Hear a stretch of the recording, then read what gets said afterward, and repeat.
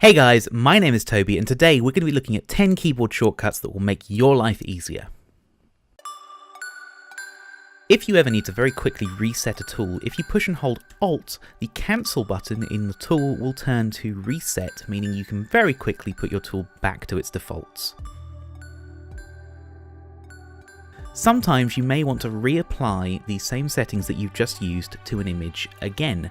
And there's two ways of doing this. You can either go to the particular tool in question, so in this case we're going to do hue and saturation. And if you hold down Alt while you click this tool, it will reopen with whatever settings it was that you previously had used. Now, this also works with the keyboard shortcut, so for instance, hue and saturation is normally Command or Control plus U. If we throw an Alt in there as well, so if we do Command, Alt and U, it will reopen with the same settings again. Sometimes zooming in and out in Photoshop can be a little bit clunky, but fortunately there is a very quick and efficient way of doing it. Now, if you'll notice, I've currently got the clone stamp tool selected. Now, if you push and hold the letter Z, when you drag to the right you zoom in, when you drag to the left you zoom out. And the thing is that as soon as I let go of Z, I go back to the clone stamp. And it will basically just pop you straight back into whatever tool it was you were using before. So if you're on the brush tool, you zoom out, it will go back to the brush tool, zoom in, it goes back to the brush tool. There's no faffing around having to kind of reselect tools once you've zoomed. In older versions of Photoshop, to unlock a background layer, you used to have to double click and then click OK. Now, in more recent versions of Photoshop, which I believe is CS6 and Photoshop CC, you can do that just with a single mouse click. If you just click the padlock once, it will convert it into a nice editable layer for you.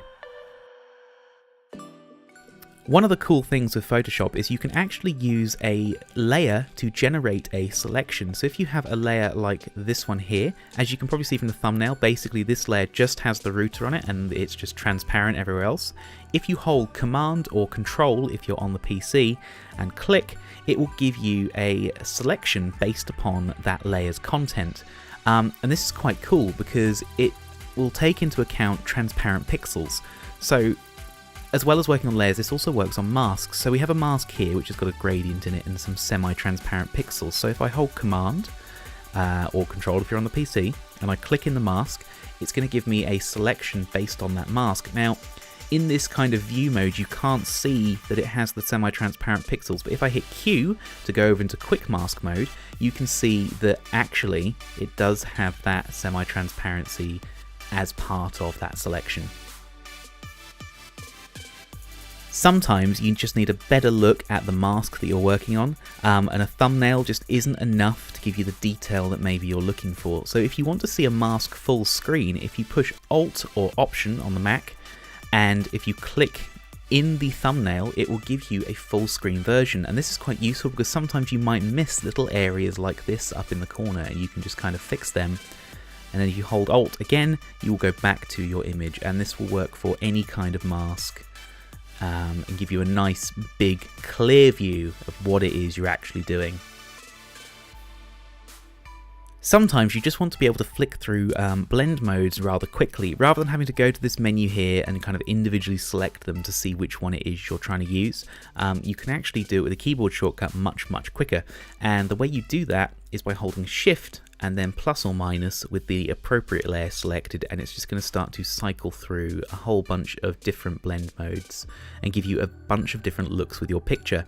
Now, it is important to be on the Move tool when you do this, and the reason for that is if you're not on the Move tool and you're on something like the Brush tool, when you start to press Shift and plus or minus, it's actually going to change the blend mode of the brush. So if I start to do that now, you're going to see that it's not actually going to affect our image because it's just changing the settings for this tool. So remember, if you're trying to change it for a layer, you need to be on the Move tool. One of the most underused functions in Photoshop is the fact that with most of the tools on the left-hand side, if you add Shift or Alt, while using them, it will actually change how that tool will function. So for instance, anything that's kind of like a brush tool, so the clone stamp, the paintbrush, the healing brush, anything like that, normally you can just kind of paint freehand with them, right? So if I click and then I hold down Shift, I can now only paint in kind of a constrained way. So at the moment I can do left to right, but that's because I started moving left to right. If I click and then start going up or down while holding shift, I can only paint in a vertical line. Now, there's another cool trick with the paintbrush tools, and that's that if you want to draw like along a straight line, if you click and then you move down to where you want to paint to, hold down shift and click again, it's going to draw a line directly between those 2 points. So it just can be quite a useful thing to do in certain situations if you're trying to match up with an edge of something when you're cloning or something like that. Another cool one where Shift and Alt will change the function of your tool is if you use one of these selection tools. At the moment I'm on the freehand lasso tool.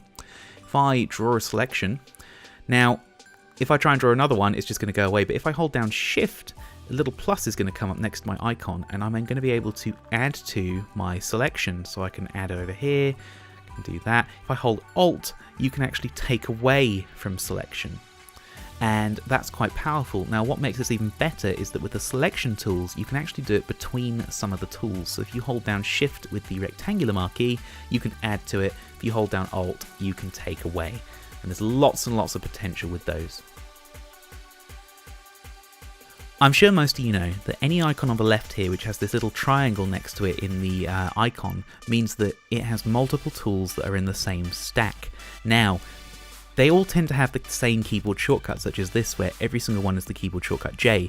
And if you want to cycle through these, if you hold Shift and then whichever keyboard shortcut is kind of appropriate for that slot, you will start to cycle through the various tools. So for instance, if I wanted to cycle through the dodge and burn tools, if I hit O, it's going to currently take me to the sponge tool, but if I hold down Shift and O, it's now going to start to cycle me through dodge and burn and the sponge tool.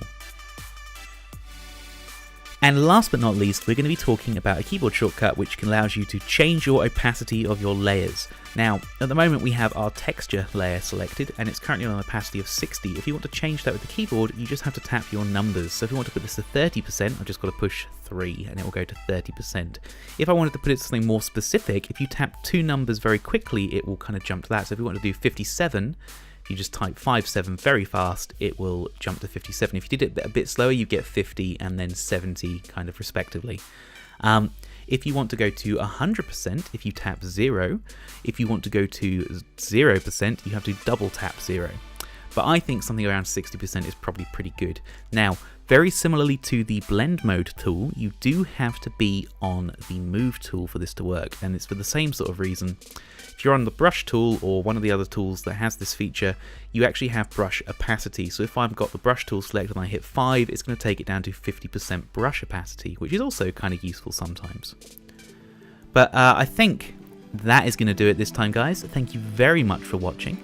My name is Toby, and we'll see you next time.